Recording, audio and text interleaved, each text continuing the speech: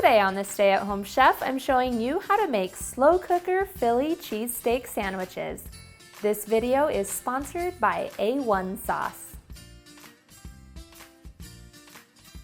A1 is the sauce that makes everything taste better. I don't know about you, but growing up, we always had A1 sauce. It was served on steak, chicken, pork, you name it. And sometimes I admit I even licked it off the plate. It is so good. So when A1 approached me asking me to create a slow cooker recipe that's hearty and good and delicious and goes great with A1, I was totally on board. Today you'll need 2 to 3 pounds of beef top round, 2 sliced green bell peppers, a sliced white onion, 3 cloves of minced garlic, some salt and pepper, 8 hoagie rolls, a 1/4 cup of melted butter, and 8 slices of provolone cheese. And of course, you'll need some A1 steak sauce. It's not just for steaks, people. Seriously, I could drink this stuff, and let me tell you, it makes this Philly cheesesteak taste amazing. To start, we're gonna need to slice our beef into thin strips. Use a sharp knife to slice it as thin as you can get it. You wanna keep going until you've sliced up all of your meat. If your knives are on the dull side, you may have a little bit of difficulty getting a thin slice. A trick for you is to pop the meat into the freezer for about 30 minutes prior to slicing. This will make it much easier to slice. Next, we're going to take all of this meat and transfer it to a slow cooker. Just slide it all right into the bottom. Next, we'll add a savory flavor punch with our A1 sauce.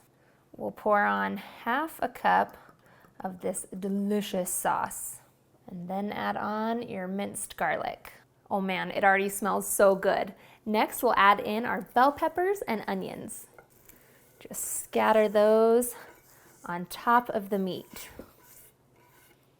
And then we'll season it all with some salt and pepper. Place the lid on, and we're gonna cook this on low for 6 to 8 hours, or high for 3 to 4 hours. Just before serving, you'll want to take that melted butter and brush it onto each of your hoagie rolls. I like to give just a little light brushing and maybe even a little bit on the outside as well. Working 4 at a time, you'll take your rolls and place them under the broil setting on your oven. Just for a minute or two until they are lightly toasted. Then, once the meat and onions and peppers are all done, fill each of our sandwiches. And then we'll place that provolone cheese right on top. You should be able to get between 6 and 8 sandwiches out of this, depending on how big your beef roast was. Next, we're gonna return this to the broiler, just until the cheese is melted. Once your cheese is melted, bubbly, and starting to brown, you're ready to eat. And I wouldn't blame you if you put on a little more A1.